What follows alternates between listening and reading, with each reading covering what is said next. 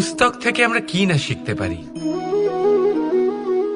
জ্ঞান হোক, বিজ্ঞান হোক, ইতিহাস হোক, সব শিখতে পারি।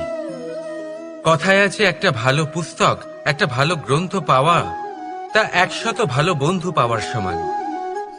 কিন্তু যদি একটা ভালো বন্ধু পাওয়া যায় তাহলে তা গোটা গ্রন্থাগারের সমতুল্য। সে আপনাকে কর্মের বিষয়ে জ্ঞান দেয়, সাফল্যের রসায়ন শিক্ষা দেয়, সে আপনাকে ইতিহাসে অমর করে রাখবে। শুধু তাই নয়, সে আপনাকে শুধু পথই দেখাবে না, সেই পথে আপনার সাথে সঙ্গী হয়ে চলবে সে। সেই জন্য জীবনে যদি কোনো ভালো বন্ধুকে পাশে পান তাহলে তাকে আপন করে রাখবেন, তাকে সামলে রাখবেন, জীবন সহজ হয়ে যাবে। রাধা রাধা। বর্ষা ঋতু শুরু হলেই পাখিদের মধ্যে চাঞ্চল্য বেড়ে যায়। আর সেটা হবে নাই বা কেন? বাসা ভেঙে যায়, বৃক্ষ ভেঙে পড়ে, প্রত্যেক পাখি তার থাকার জন্য একটা নতুন জায়গার, একটা ছায়ার, একটা ছাদের খোঁজে থাকে। শুধু একটা পাখি এসব কিছুই করে না, না তো তার এসব সমস্যা নিয়ে কোনো চিন্তা থাকে, না কোনো দরকার পড়ে। আর সেই পাখি হলো বাজ। সেই সব সমস্ত ছোটখাটো সমস্যার থেকে অনেক দূরে ওপরে উড়ে বেড়ায়, মেঘের থেকেও অনেক উঁচুতে। তাই এই সব ছোটখাটো সমস্যা যা আপনার জীবনে এসে থাকে, এই সব নিজের চারপাশকে ঘিরতে দেবেন না। নিজের চিন্তা ভাবনাকে অনেক উঁচুতে রাখুন। আপনার সমস্ত সমস্যা নিজে থেকেই নিচে চলে আসবে। রাধা রাধা। হিমালয় পর্বতের মতো উচ্চতা লাভ করতে চাই, সব ঠিক আছে, কিন্তু তার জন্য আমরা কাজ কি করি? যদি এরকম আমরা হতে চাই তাহলে সবার আগে সূর্যের মতো নিজেকে উজ্জ্বল করুন। সূর্যের সব থেকে বেশি আলো নিজের অন্তরে থাকে। নদীর মতো নিজের পথ নিজেই তৈরি করুন। পাথরের সাথে ধাক্কা খাওয়ার পরেও থেমে না যাওয়া শিখুন। হিমালয় পর্বতের মতো উচ্চতা লাভ করতে হলে সেটার মতো অটল থাকতে শিখুন। একটা কথা অবশ্যই মনে রাখবেন, নিজেকে জ্বালাবেন তবেই সংসারকে আলোকিত করতে পারবেন। রাধা রাধা। প্রতীক্ষা, প্রয়াস, এই দুই জীবনের অভিন্ন অঙ্গ। দেখতে গেলে আমরা জীবনে কারোর না কারোর প্রতীক্ষা অবশ্যই করি। সে কোনো ব্যক্তি হোক বা সময় হোক বা কোনো ভাবনা, সবকিছুই হতে পারে। আর দেখতে গেলে সব সময় কেউ না কেউ কিছু প্রয়াসও করে চলেছে। যেমন সাফল্য আসার প্রতীক্ষা, বিফলতা যাতে না আসে তার জন্য প্রয়াস, সুখ আসার প্রতীক্ষা, দুঃখ যাতে না আসে তার জন্য প্রয়াস।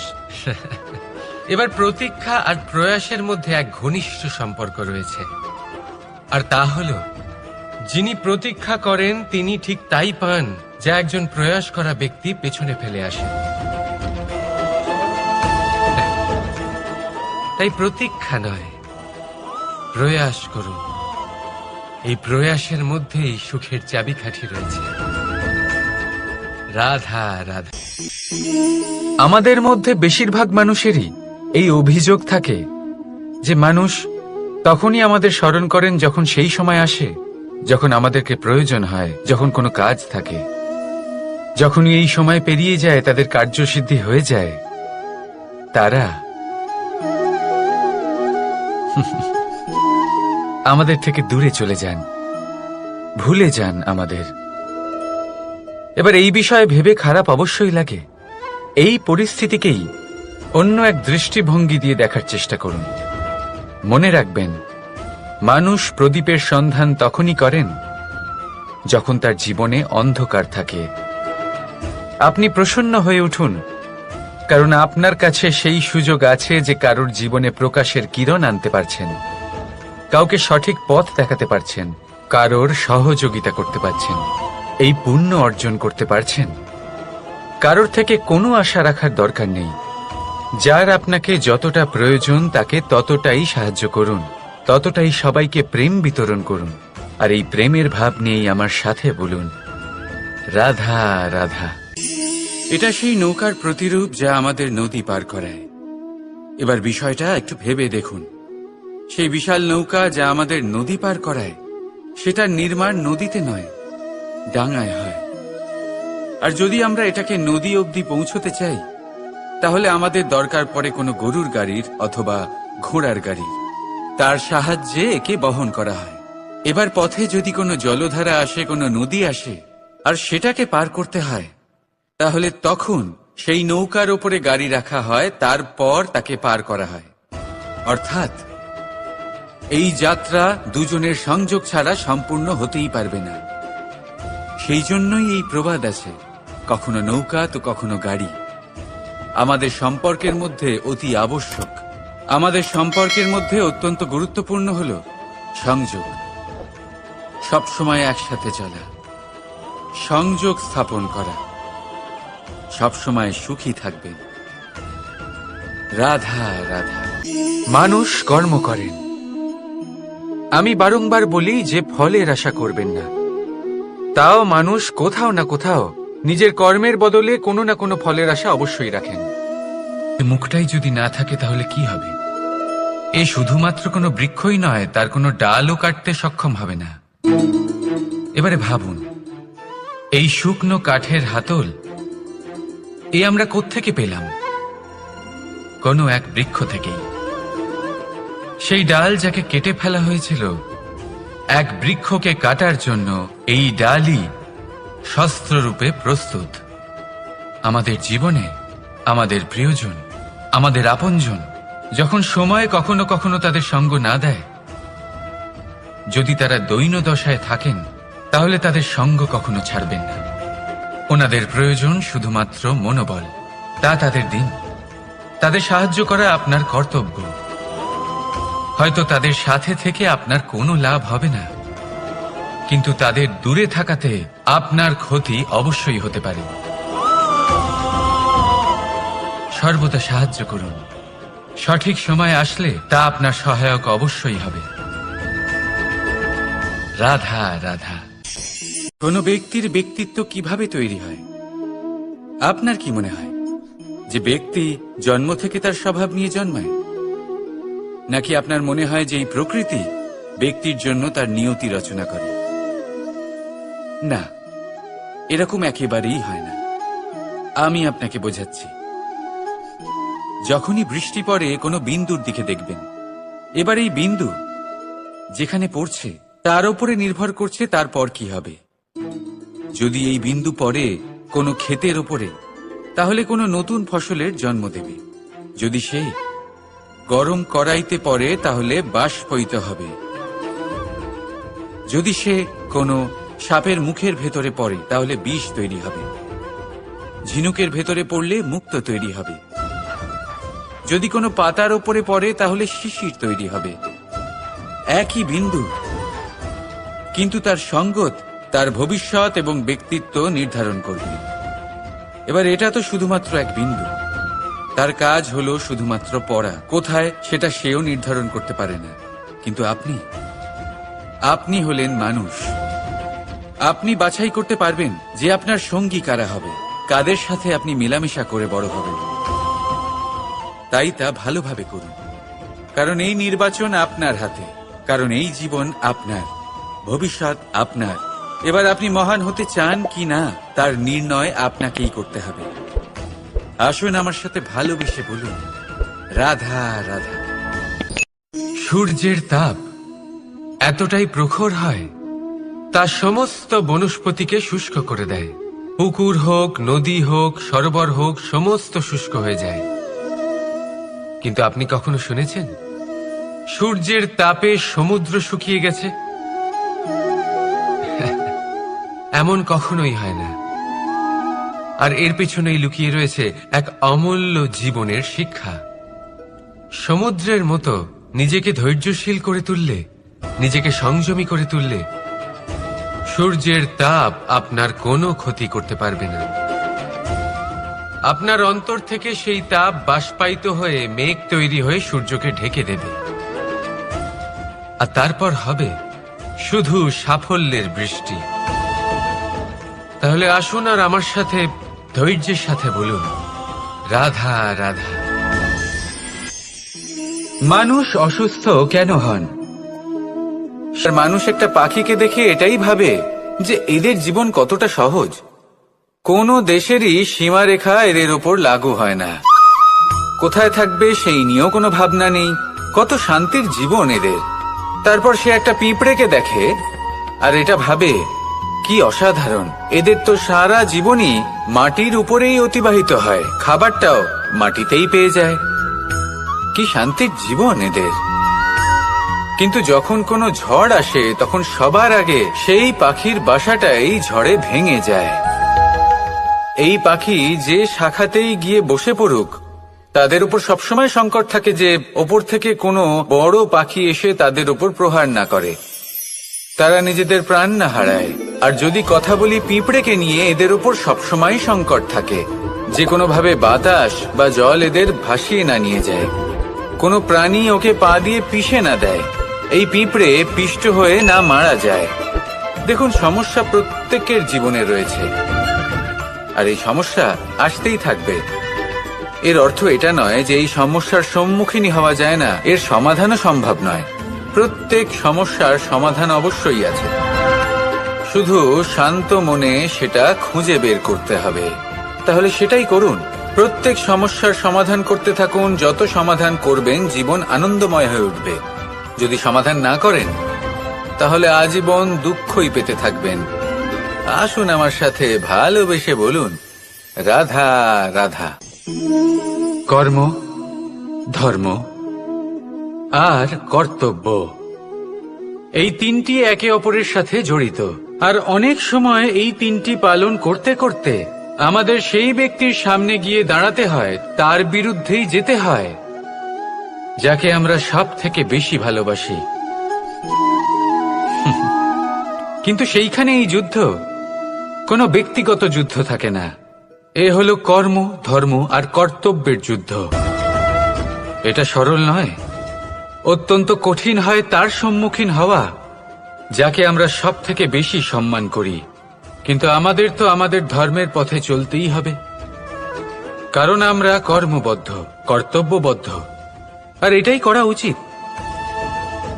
শুধু এটুকু মনে রাখবেন, যদি আপনার উদ্দেশ্য শুভ হয়, আপনার ভাবনা শুভ হয়, আপনি যদি কর্ম, ধর্ম আর কর্তব্যের পথে অগ্রসর হন, তাহলে এই প্রক্রিয়াতে যদি আপনাকে আপনার আরাধ্যেরও সামনে দাঁড়াতে হয়, তাহলেও আপনার কোনো ক্ষতি হবে না। তাহলে আসুন আর আমার সাথে ভালোবেসে বলুন, রাধা রাধা। সাথী, সাথী এই শব্দটির ব্যাখ্যা কে কিভাবে করে?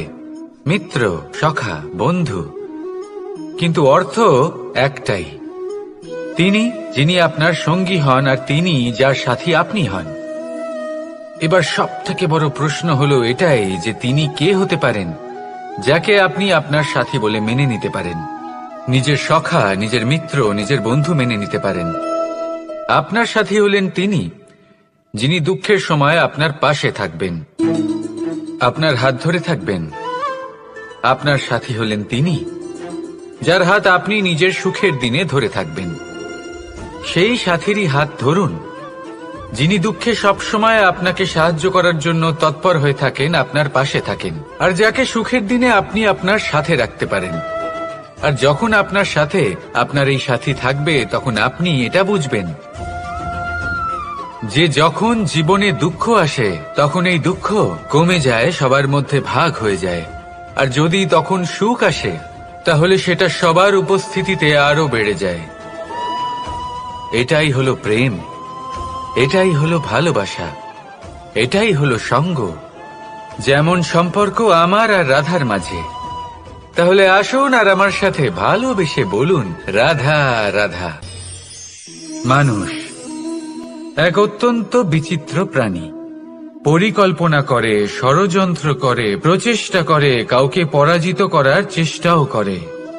সাপকে একটা দড়ি মনে করে হাতে চেপে ধরার চেষ্টা করে, কিন্তু একটা কথা বুঝতেই পারে না, সময়ের এই সাপ, এটা হাতে চেপে ধরাই যায় না। আর আপনি যা করবেন তা আবার ফিরে আসবে আপনারই সামনে।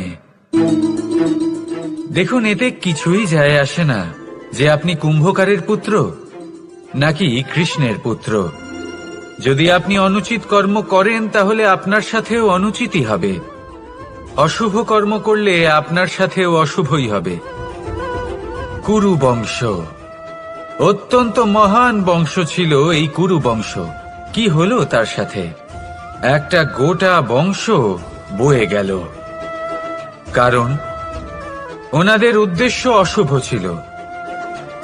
অন্যদিকে 5 জন বনবাসী পাণ্ডব মহাভারত বিজয়ী হলেন, কারণ তাদের উদ্দেশ্য শুভ ছিল। তাই মনে রাখবেন, শুভ অগ্নি প্রজ্বলিত করবেন, শুভ তাপ সঞ্চার হবে। অশুভ অগ্নি প্রজ্বলিত করবেন, নরকেই জ্বলতে হবে। তাহলে আসুন আর আমার সাথে ভালোবেসে বলুন, রাধা রাধা। জীবনে এমন কিছু কাজ রয়েছে যা আপনাকে একাই করতে হয়, আর এমন কিছু কাজ রয়েছে যা আপনাকে একসাথে মিলে করতে হয়, একজোট হয়ে, সঙ্গবদ্ধ হয়ে। এবার সঙ্গবদ্ধ বলতে কি বোঝাতে চাইছি? আমি তাদের কথা বলছি না যারা বাস্তবিকভাবে একে অপরের সাথে কাজ করেন। আমি তাদের কথা বলছি যারা একে অপরের থেকে দূরে থেকেও একে অপরকে বিশ্বাস করেন। আমি আগেও বলেছিলাম, সমস্ত বিশ্বের আশা বিশ্বাসেই বসবাস করে, তাই না? তাই যেখানে সমস্ত বিশ্ব আছে, সমস্ত সংসার আছে, সেইখানেই বিশ্বাস রয়েছে। তাই আপনার আশেপাশে এমন দল সঙ্গবদ্ধ করুন যাদের আপনার উপর বিশ্বাস আছে আর যাদেরকে আপনি বিশ্বাস করতে পারেন। তাহলে আসুন আর আমার সাথে ভালোবেসে বলুন, রাধা রাধা। আমরা যে মানুষকে চাই, যাকে আমরা ভালোবাসি, তাকে একটা উপহার অবশ্যই দিতে চাই। এমন এক উপহার যা ওনার ভালো লাগবে, যা শ্রেষ্ঠ হবে, অতি প্রিয় হবে, বহুমূল্য হবে, বা বলতে পারেন মূল্যবান হবে। তাই আমরা কি করি? আমরা বাজারে যাই, তার জন্য স্বর্ণ, আভূষণ, হিরে, মুক্ত এইসব নিয়ে আসি। কিন্তু এটাই কি সর্বশ্রেষ্ঠ উপহার? কখনোই না। সর্বশ্রেষ্ঠ উপহার হল স্বাধীনতা, তাকে নিজের মনের মতো বাঁচার স্বাধীনতা। যদি আপনি কাউকে স্বাধীনতা না দিতে পারেন, তাহলে সে কোথাও না কোথাও বন্দী হয়ে যায়, তার বিকাশ কোথাও না কোথাও আটকে যায়। কিন্তু যদি আপনি কাউকে স্বাধীনতা দিতে পারেন, তাহলে আপনি দেখবেন ও সমস্ত সংসারকে, এই জীবনকে নিজের দৃষ্টিভঙ্গি দিয়ে দেখবে, বুঝবে যে কোনটা হলো উচিত আর কোনটা হলো অনুচিত। আর এটাই হলো সর্বশ্রেষ্ঠ। আর এবার যদি কাউকে স্বাধীনতার মাধ্যমে এত বড় একটা শক্তি দিতে পারেন, তাহলে আপনি আমাকে বলুন, এর থেকে বড় উপহার আর কি হতে পারে? আসুন আর আমার সাথে ভালোবেসে বলুন, রাধা রাধা। পিতা আর পুত্রের সম্পর্ক অত্যন্ত মধুর হয়ে থাকে। পিতা স্বপ্ন দেখেন, তাকে পূর্ণ করার সকল সম্ভাব্য চেষ্টা করেন, কিন্তু তাও অনেক সময় ওনার স্বপ্ন অপূর্ণ থেকে যায়। তখন পিতা ভাবেন যে স্বপ্ন উনি পূর্ণ করতে পারেননি, ওনার সন্তান তা অবশ্যই পূরণ করবে। যে স্থানে উনি কখনো পৌঁছতে পারেননি, সেই স্থানে ওনার পুত্র অবশ্যই পৌঁছবে। পিতা নিজের সন্তানের ভবিষ্যৎ নিয়ে সেই স্বপ্ন দেখেন, আর যখন সেই সন্তান সামনে এগোতে থাকে, তখন তার দুঃখ হয় না, বরং গর্ব হয়। ওনার ভালো লাগে এটা দেখে যে ওনার সন্তান অনেক উন্নতি করছে। কিন্তু যখন সন্তান নিজের অভিভাবকের শক্তি দেখে, তার যশ দেখে হিংসা করতে থাকে, সমস্যা সেইখানেই শুরু হয়। সেই জন্য সকল সন্তানকে এটা মনে রাখতে হবে, দেখুন, পুত্র হবার সুবাদে, এক সন্তান হবার সুবাদে, এটা হলো আপনার অধিকার যে আপনি আপনার পিতার থেকে বেশি উন্নতি করবেন। আপনার পিতাও এটাই চান, কিন্তু সুস্থভাবে এটা করুন। একটা রেখা টেনে নিন, যাতে আপনি তাতে এগোতে পারেন আর আপনার পিতার তাতে গর্ববোধ হয়, আর সেই বিষয়ে দুঃখ না হয় যে আমার সন্তান আমাকেই ছোট করার চেষ্টা করছে। ইতিহাস সাক্ষী রয়েছে যে মানুষ অন্য কাউকে ছোট করার চেষ্টা করেছেন সেই মানুষই ছোট হয়ে গেছেন।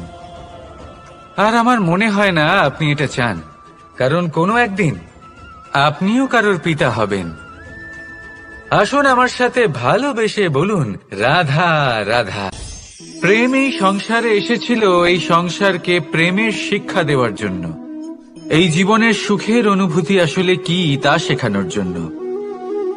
কিন্তু যদি সত্যি কথা বলি, তো আমি নিজেই প্রতিদিন প্রেমের নতুন নতুন স্বরূপ দেখতে পাই, প্রেমের একটা নতুন অনুভূতি প্রত্যেক নতুন দিনে। আর তার কারণ হলো এই প্রেম অনন্ত, এ হলো দৈব। প্রেম হলো এই সংসারের সবথেকে বড় ঢাল এবং সবথেকে বড় অস্ত্র। এই প্রেম ছাড়া না কোনো ন্যায় হয় আর না কোনো শাস্ত্র, না জীবন আছে আর না অন্ত। এবার যদি এই প্রেম মনের মধ্যে বাস করতে শুরু করে, তাহলে কখনো কোনো সমস্যাই হবে না, আর যদি হয়েও থাকে তাহলে তা স্থায়ী হবে না। এই প্রেম কি না করতে পারে? এই প্রেম সমস্ত সমস্যা মিটিয়ে ফেলতে পারে, আপনার মনের মধ্যে অহংকারকেও বিনাশ করে দিতে পারে, আপনাকে সাক্ষাৎ ঈশ্বরের সাথে দেখা করাতে পারে। তাই প্রেমের দ্বারা প্রয়াস করতে থাকুন। এই সংসারের প্রত্যেক মানুষকে, প্রত্যেক বস্তুকে, প্রত্যেক জীব জন্তুকে ভালোবাসবেন। আর এই প্রেমের দ্বারাই বলুন, রাধা রাধা। পর্বতের মতো উচ্চতা লাভ করতে চাই, সব ঠিক আছে, কিন্তু তার জন্য আমরা কাজ কি করি? যদি এরকম আমরা হতে চাই, তাহলে সবার আগে সূর্যের মতো নিজেকে উজ্জ্বল করুন। সূর্যের সব থেকে বেশি আলো নিজের অন্তরে থাকে। নদীর মতো নিজের পথ নিজেই তৈরি করুন। পাথরের সাথে ধাক্কা খাওয়ার পরেও থেমে না যাওয়া শিখুন। হিমালয় পর্বতের মতো উচ্চতা লাভ করতে হলে সেটার মতো অটল থাকতে শিখুন। একটা কথা অবশ্যই মনে রাখবেন, নিজেকে জ্বালাবেন, তবেই সংসারকে আলোকিত করতে পারবেন। রাধা রাধা। প্রতীক্ষা, প্রয়াস, এই দুই জীবনের অভিন্ন অঙ্গ। দেখতে গেলে আমরা জীবনে কারোর না কারোর প্রতীক্ষা অবশ্যই করি। সে কোনো ব্যক্তি হোক বা সময় হোক বা কোনো ভাবনা, সবকিছুই হতে পারে। আর দেখতে গেলে সব সময় কেউ না কেউ কিছু প্রয়াসও করে চলেছে। যেমন সাফল্য আসার প্রতীক্ষা, বিফলতা যাতে না আসে তার জন্য প্রয়াস, সুখ আসার প্রতীক্ষা, দুঃখ যাতে না আসে তার জন্য প্রয়াস। এবার প্রতীক্ষা আর প্রয়াসের মধ্যে এক ঘনিষ্ঠ সম্পর্ক রয়েছে, আর তা হল যিনি প্রতীক্ষা করেন তিনি ঠিক তাই পান যা একজন প্রয়াস করা ব্যক্তি পেছনে ফেলে আসে।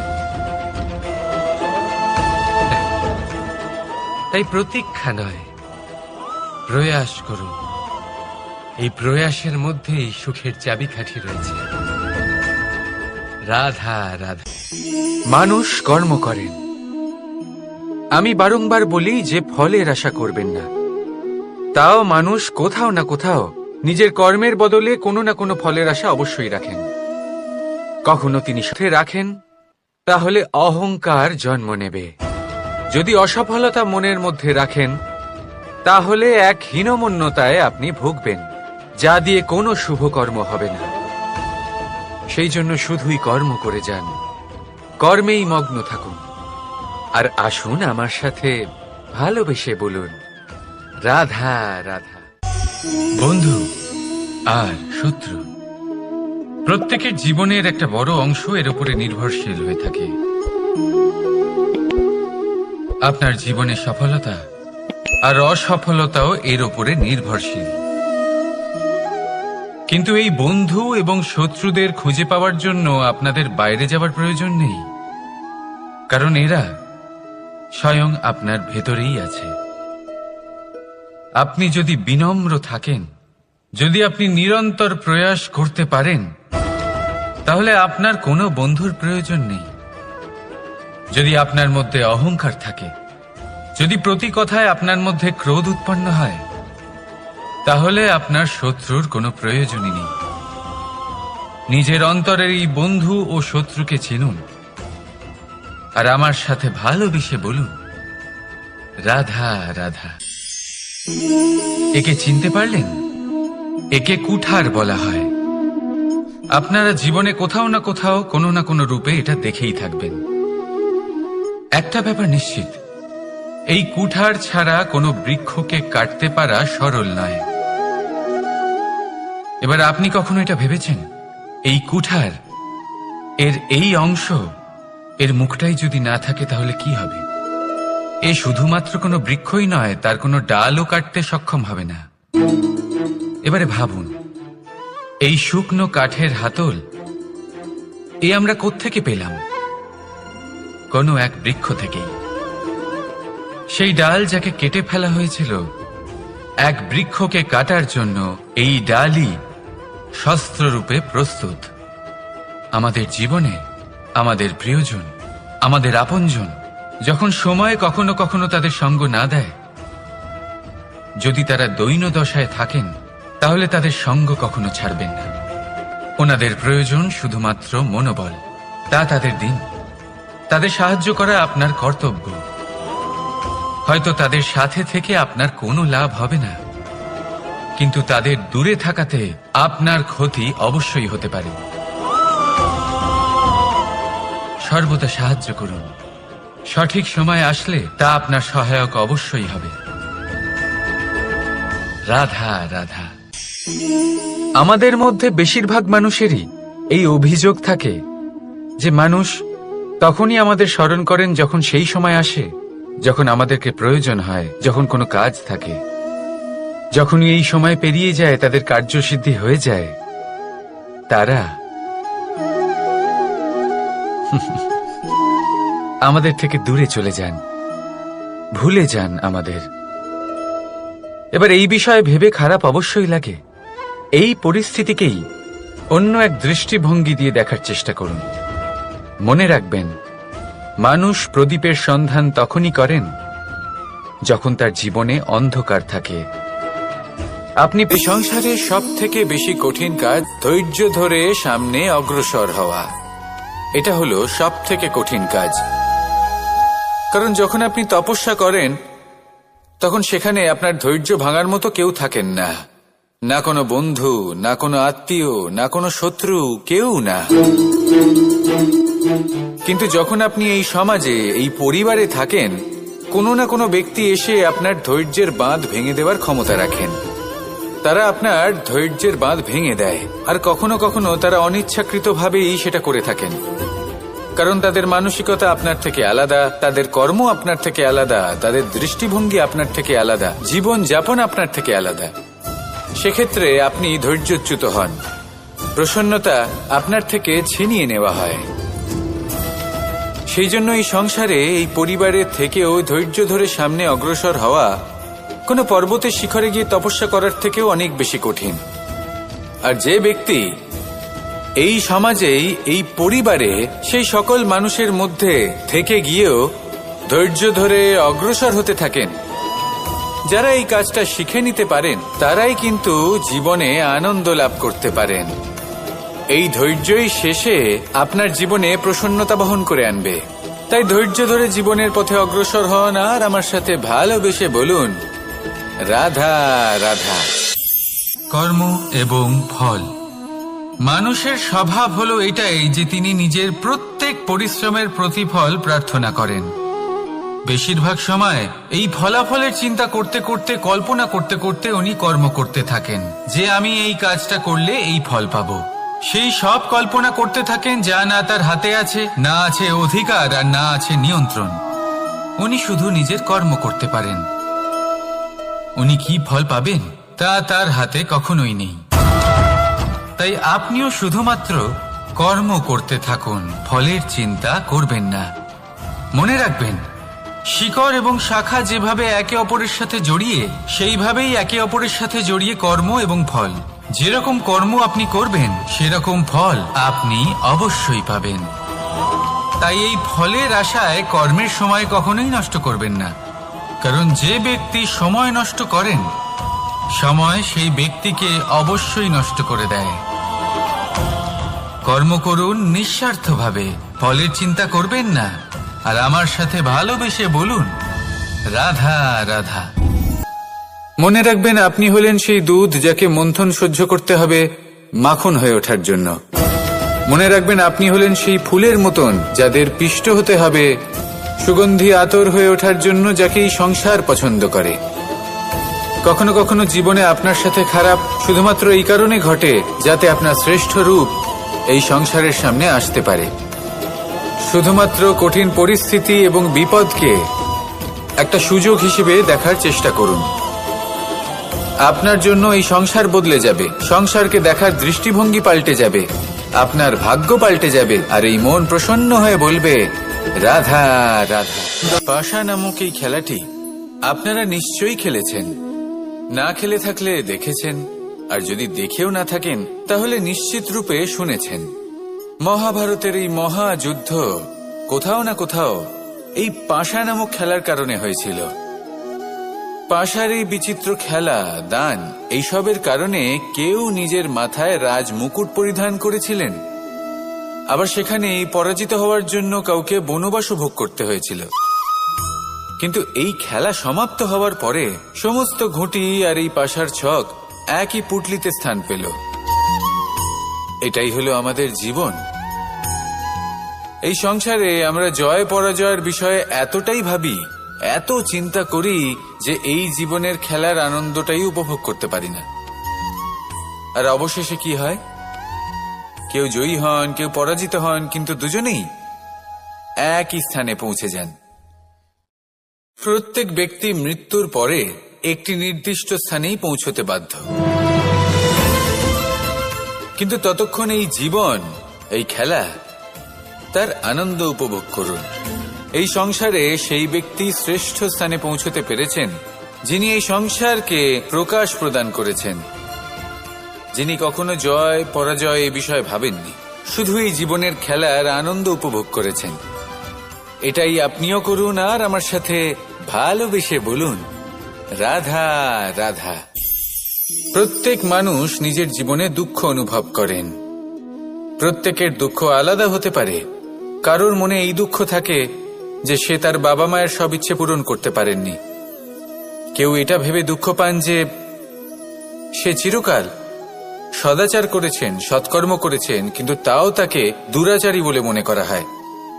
কেউ এটা ভেবেও দুঃখ পান যে তার সামনে যে ব্যক্তি রয়েছেন তার চোখে তিনি শত্রু হয়ে উঠেছেন বা দুষ্ট হয়ে উঠেছেন, যেখানে তিনি হয়তো কোনো অনুচিত কাজই করেননি। এবার এই সমস্ত বিষয় নিয়ে ভেবে নিজের ব্যক্তিত্ব নিয়ে সন্দেহ প্রকাশ করবেন না।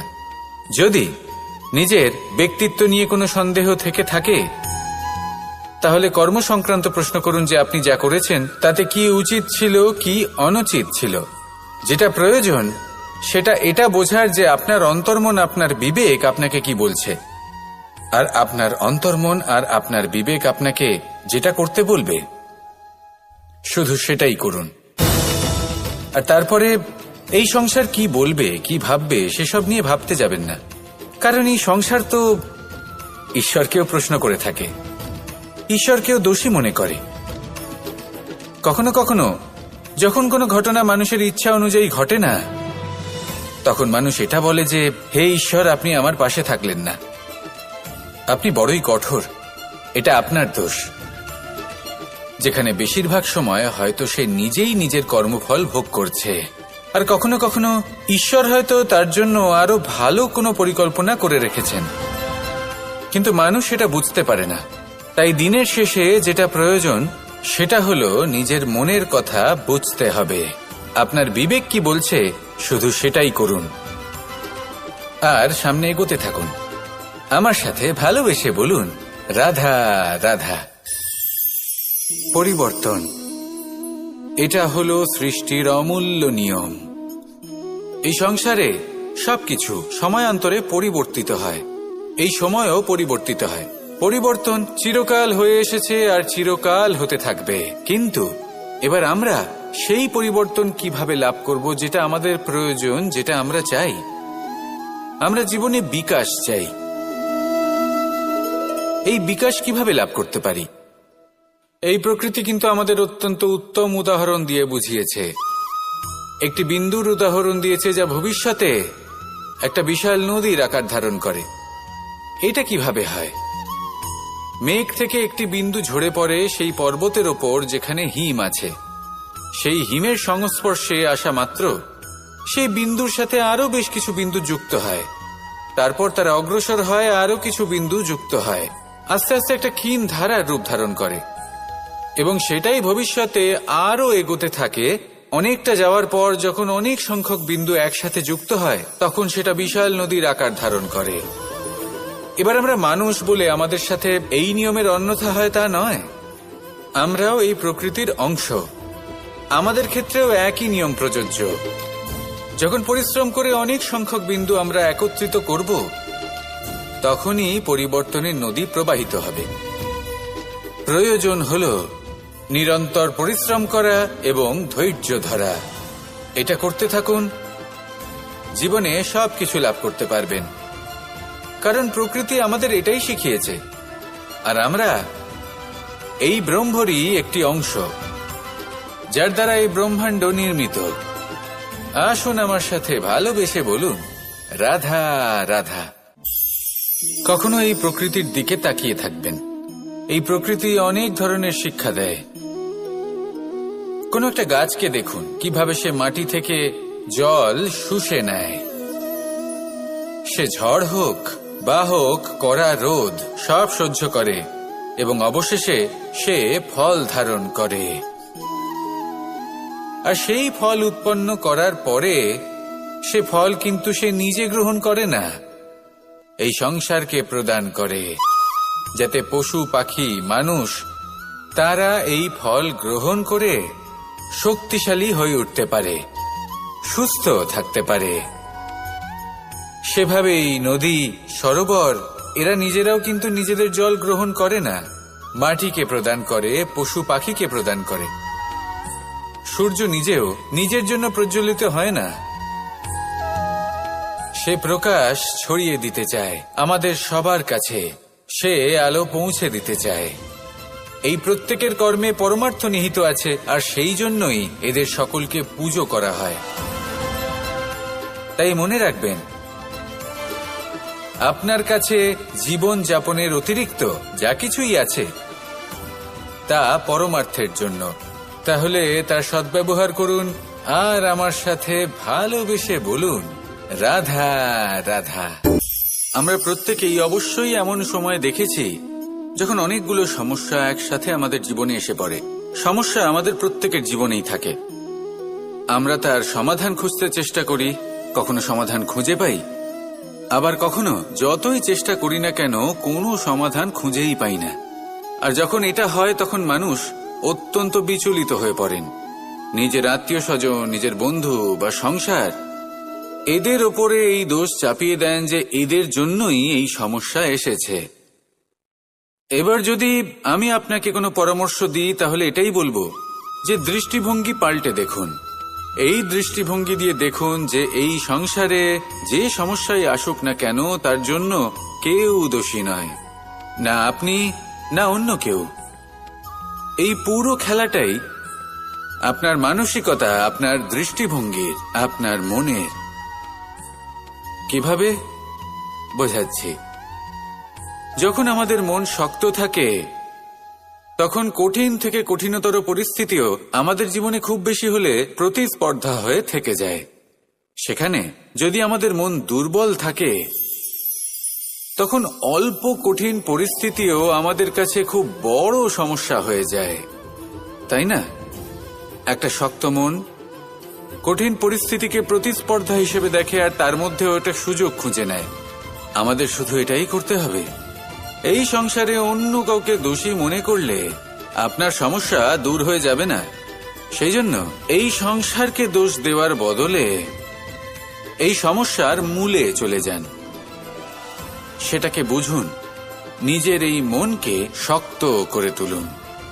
যদি আপনার মন শক্তিশালী হয় তাহলে এই সংসারে অনেক বড় বড় কঠিন থেকে কঠিনতর পরিস্থিতিও যদি আসে, আপনার জীবনে যতই বড় বড় সমস্যা আসুক না কেন আপনার লক্ষ্য লাভে বাধা দিতে পারবে না। আসুন আমার সাথে ভালোবেসে বলুন, রাধা রাধা। আমরা সবাই পাথর দেখেছি, পর্বতও দেখেছি, শুকনো পাতাও দেখেছি, শ্যামল বনানীও দেখেছি। কখনো ভেবেছেন পাথরের অস্তিত্ব কিন্তু ততক্ষণ পর্যন্ত যতক্ষণ সে পর্বতের গায়ে আটকে থাকে। যখন সেই পর্বত থেকে সেই পাথর ভিন্ন হয়ে যায় ও নিজের অস্তিত্ব হারিয়ে ফেলে। আস্তে আস্তে কখনো পাথর কেটে বা কখনো পিষ্ট হয়ে সেই পাথর আস্তে আস্তে মাটিতে পরিণত হয় এবং পূর্ণরূপে নিজের অস্তিত্ব হারিয়ে ফেলে। এটাই পাতার সাথেও হয়। এই পাতা যতক্ষণ গাছের ডালের সাথে যুক্ত ততক্ষণ তার অস্তিত্ব থাকে। যখনই ডাল থেকে বিচ্ছিন্ন হয় সেও নিজের অস্তিত্ব হারিয়ে ফেলে। আর এটাই আমাদের সাথেও হয়। যতক্ষণ আমরা নিজেদের আপনজনের সাথে যুক্ত থাকি আমাদের অস্তিত্ব বজায় থাকে। যখন আপনজনদের সাথে সম্পর্ক ছিন্ন করি তখন আমরাও আমাদের অস্তিত্ব হারিয়ে ফেলি। এবার এই সংসারের প্রত্যেক ব্যক্তি স্বতন্ত্র থাকতে চান, আর অনেক ব্যক্তি স্বতন্ত্র থাকবেন বলে আপনজনদের দূরে করে দেন আর তাদের সাথে এই সম্পর্ক ছিন্ন করেন। এটা কি সত্যি প্রয়োজন? আপনজনদের সাথে সম্পর্ক ছিন্ন করে নিজের অস্তিত্ব হারিয়ে ফেলা প্রয়োজনীয়, নাকি আপনজনদের সাথে সম্পর্ক বজায় রেখে নিজেদের স্বতন্ত্র করে রাখা সেটা আবশ্যক? নির্বাচন আপনারই। আসুন আমার সাথে ভালোবেসে বলুন, রাধা রাধা।